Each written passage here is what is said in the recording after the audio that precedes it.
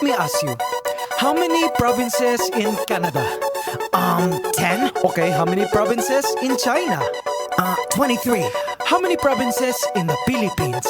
I don't know. How many? Believe it or not, 81. Abra, Kalinga, Aurora, Laguna, Maguindanao, Ifugao, Isabela, Aklan and Basilan, Sulu, Biliran, Leyte, Cagayan, Bulacan and Palawan, Batanes, Batangas, Bohol, Guimaras, Agusan del Norte, Agusan del Sur, Capiz, Cavite, Bataan, Masbate, Ilocos Norte, Ilocos Sur, Tarlac, Tawi-Tawi, Cebu, Sarangani, Camarines Norte, Sorsogon, Compostela Valley, Quezon, Zambales, Camarines Sur and Bukidnon, Zamboanga, Sibugay and Del Sur, Albay, Zamboanga del Norte din. There's Pampanga, Nueva Ecija, Nueva Vizcaya and Camiguin. These are the Philippine provinces. Every Pinoy in the world comes from one of them. Mabuhay! These are the Philippine provinces. In our 7,107 islands. Davao Oriental and Occidental, Davao del Sur, Davao del Norte, Negros Oriental and Occidental, Siquijor Mountain, Southern Leyte, South Cotabato, Catanduanes, Sultan Kudarat, Pangasinan, Misamis Oriental, Iloilo, Nogon Samar and the eastern one, Surigao del Norte and del Sur, Misamis Occidental, Samar, Lanao del Norte and del Sur, Oriental Mindoro and Rizal, Benguet Antique and Marinduque, Dinagat Islands, then Romblon, Quirino Apayao and Cotabato, Occidental Mindoro, La Union.